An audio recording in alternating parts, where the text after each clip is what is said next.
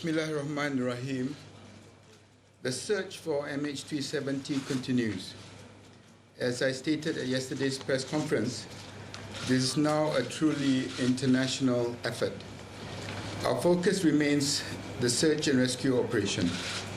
We are working on narrowing the search corridor by firstly gathering satellite information, secondly analyzing radar data, thirdly increasing air and surface assets, and fourthly increasing the number of technical experts. We are also taking further steps to address the needs of the families at this very difficult time. I will start by giving a brief operational update. And as we have said, the search for MH370 involves diplomatic, technical, and logistical challenges. Accordingly, the main technical team organizing the search and rescue operation has been broken into three groups: a diplomatic team led by the Ministry of Foreign Affairs, an assets deployment and logistic team led by the armed forces, and a technical group retaining overall operational control, which is led by the Department of Civil Aviation. On the diplomatic front, all 26 countries involved in the search and rescue operations have verbally agreed to assist the operation, and Malaysia has written to all countries formally requesting cooperation. A number of assets have already been committed and are awaiting diplomatic clearance to begin operations. Once we receive formal clearance, we can then speed up the deployment of assets along the search corridors. As I stated yesterday, although the search is still coordinated by Malaysia, our partners are increasingly taking the lead in their own territory and in agreed search sectors. We welcome this, and again would like to thank all our partners for their continued assistance and support. I can confirm that we have received some radar data, but we are not at liberty to release information from other countries. I appeal to all our partners to continue volunteering any of and all information that could help us with the investigation and the search for MH370.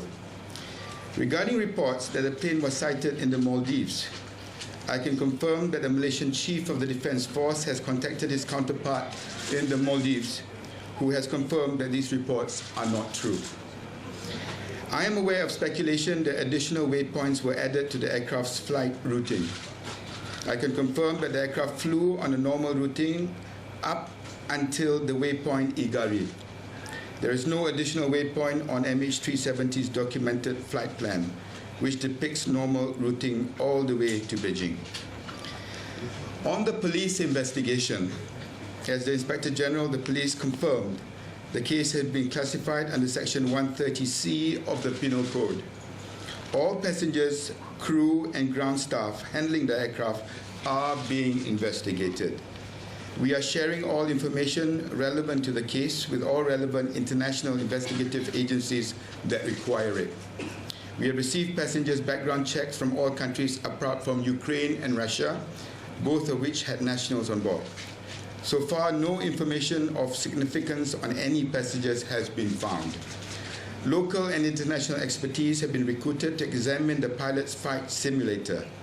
Some data has been deleted from the simulator, and forensic work to retrieve this data is ongoing. I would like to take this opportunity to state that the passengers, the pilots, and the crew remain innocent until proven otherwise. For the sake of their families, I ask that we refrain from any unnecessary speculation that might make an already difficult time even harder.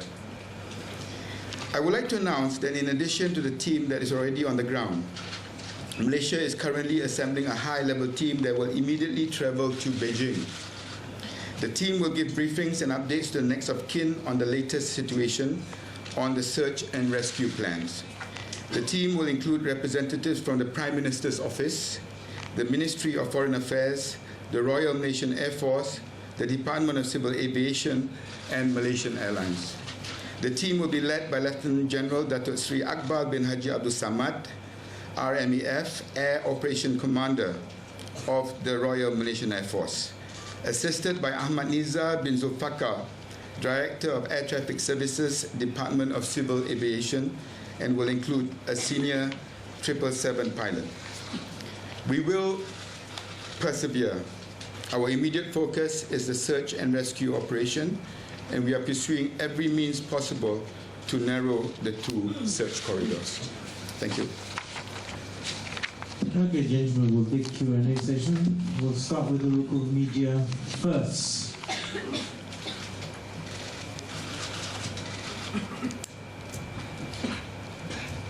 Good afternoon, Dr. Sri. Hadir from ADM Radio. Okay. Semalam selepas 11 hari misi SAR, jurucakap tentera Thailand memberitahu bahawa rada udara mereka di sebelah selatan mengesan pesawat KI MH370 pada laluan bertentangan dengan laluan sepatutnya dilalui oleh pesawat tersebut. Dan pada masa yang sama,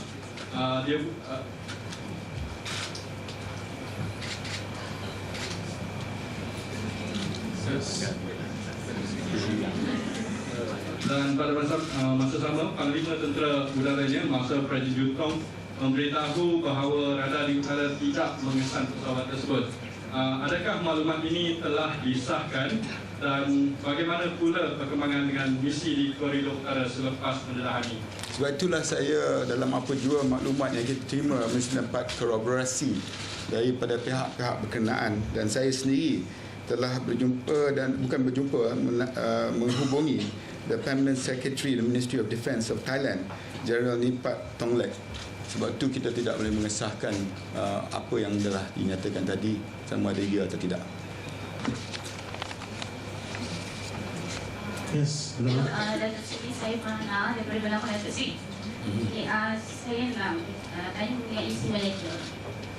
Bila agaknya maklumat yang dipadamkan akan dapat diperoleh oleh pihak polis, and then mengenai SAR kita ni, selepas 30 hari apa yang akan berlaku, what happen after 30 days?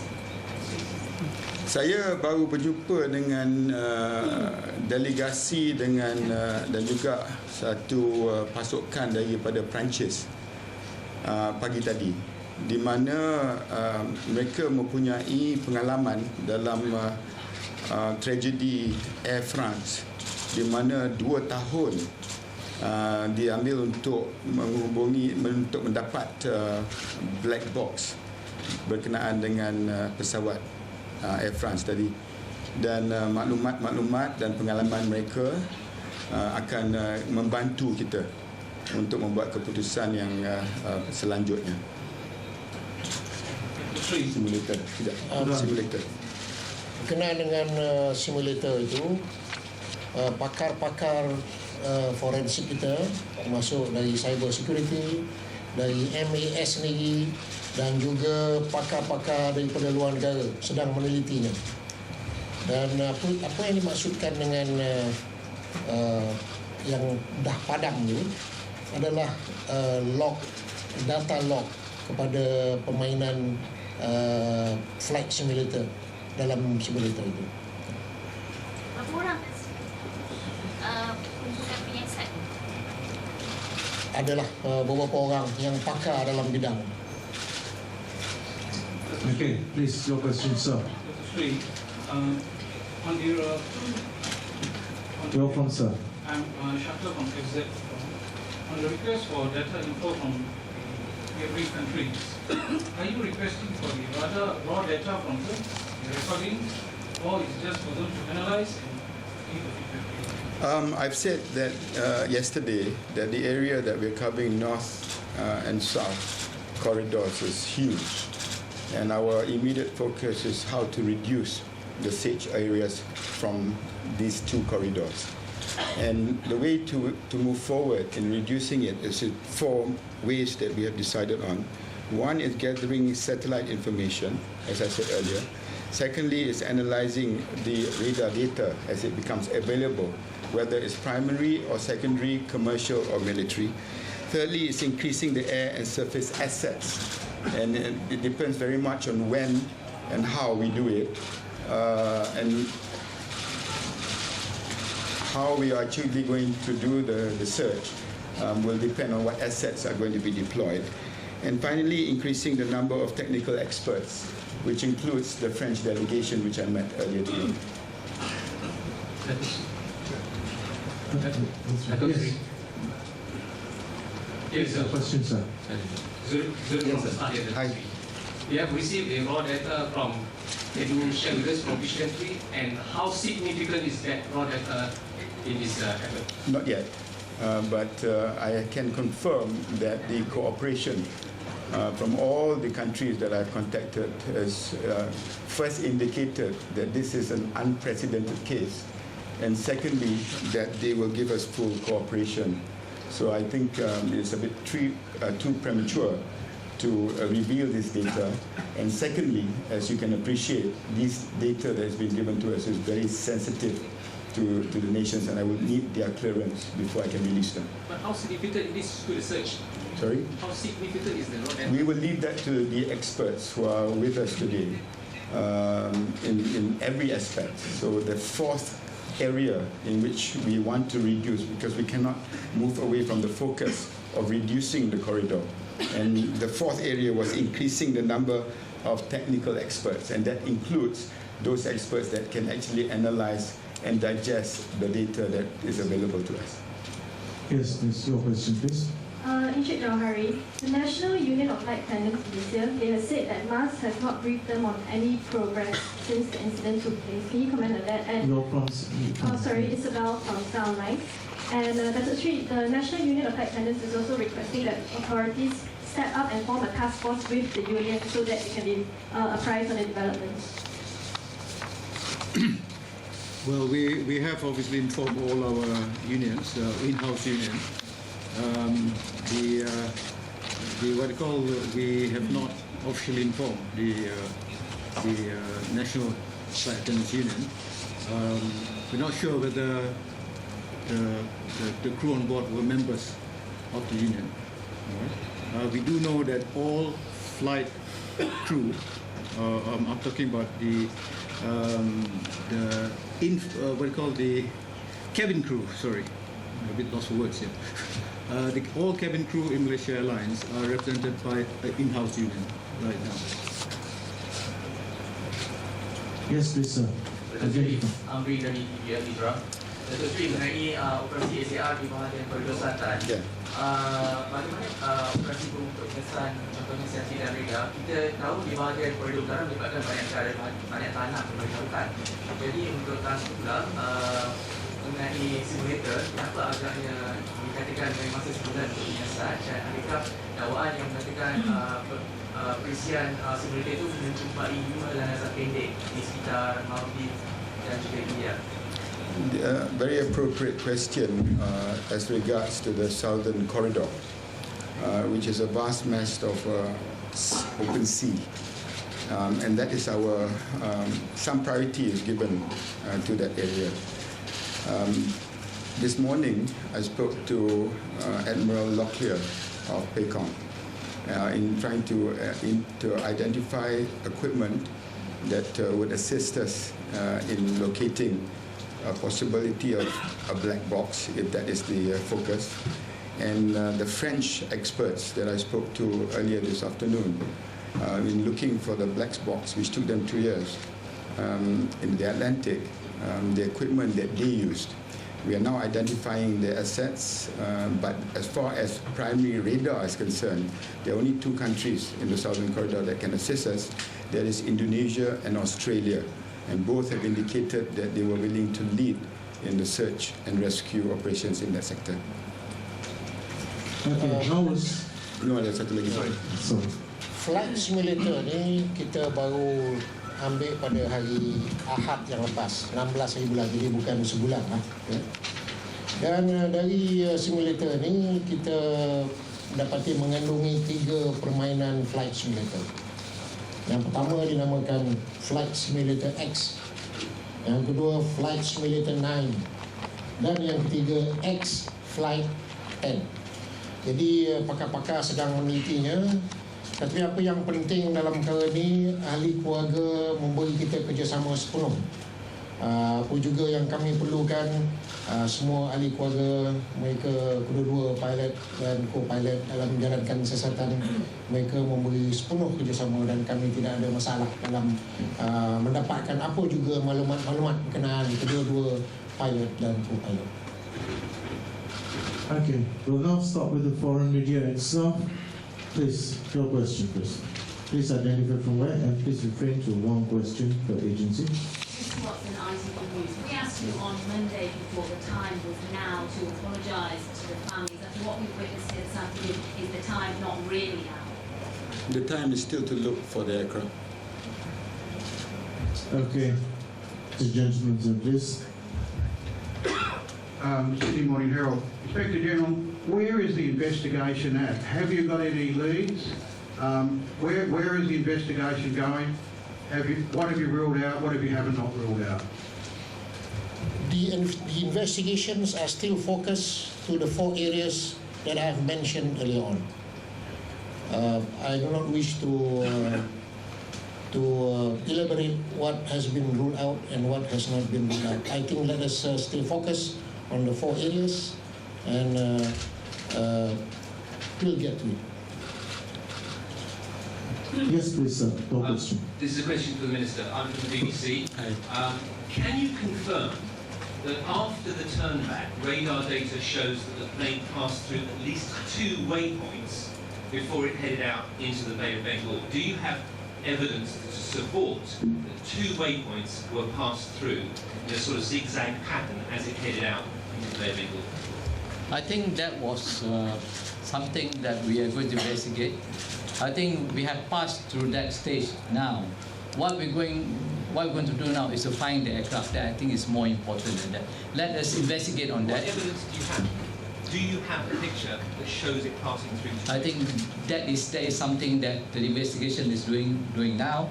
And what we're going to concentrate now is to find the aircraft. That is why we have this the northern and the southern corridors. And the reason why we are looking for the aircraft is that we hope that by locating the aircraft, we are able to find the black box. And if we do find the black box, then your answer will be categorically answered. But if you have the radar data now, why don't you tell us? It's a very crucial piece of information which would show. Yeah, we have gone beyond that. We have information from the satellite says that the aircraft have flown up to the time 8:11 in the morning. So we are concentrating our effort now to find the aircraft. Thank you. Okay, your question, please, sir. Jonathan Rakaman from Channel 4 in London. There are reports today, sir, that the plane diverted course and went westwards before the co-pilot said good night. Can you confirm that is the case? And if it is the case, does that not suggest that the plane was deliberately taken off course rather than by accident? That's not correct. So the pilot did not divert before saying good night? Correct. That's not. So it could have been an accident? We don't know. That's what we're doing.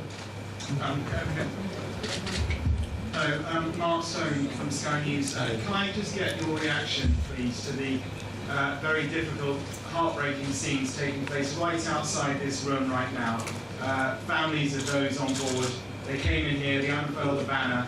They clearly believe that you are not capable, your team, of sorting out this investigation and trying to find some answers. Can I get your thoughts on that? I fully understand what they are going through. Emotions are high. And this is something that I discussed with the French delegation this morning when dealing with the families. Earlier in the statement, I indicated one of our main priorities is also how to manage emotions and how to appease the families. I have indicated in my statement earlier that we're sending another high-level team to travel to Beijing to explain what we're doing.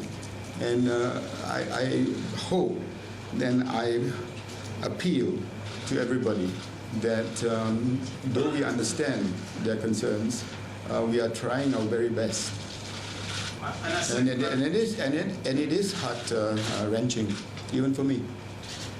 A second question, if I may, just briefly. You indicated just now that you're putting a specific focus on the southern corridor. Yes. Can you confirm that the southern corridor is more interesting to you than the northern corridor? Not interesting, it's much more challenging. So you're using both are of equal importance. They're both equally important, but the southern corridor is much more challenging. Okay, last question, please. Your question, sir. Yeah, please. From ABC Spanish newspaper, you said that some data in the simulator have been violated. This is something normal, it's something unusual, so why did you say this and then said that we shouldn't jump into conclusions? So is there anything special in this data or it's not normal to use the simulator? Thank you very much. What we have found out from the simulator, that the data log of the games has been cleared on 3rd of February. So the experts are looking at what are the logs that has been cleared. Thank you. Okay, gentlemen, that concludes the session for today. Thank you very much. Meet again tomorrow.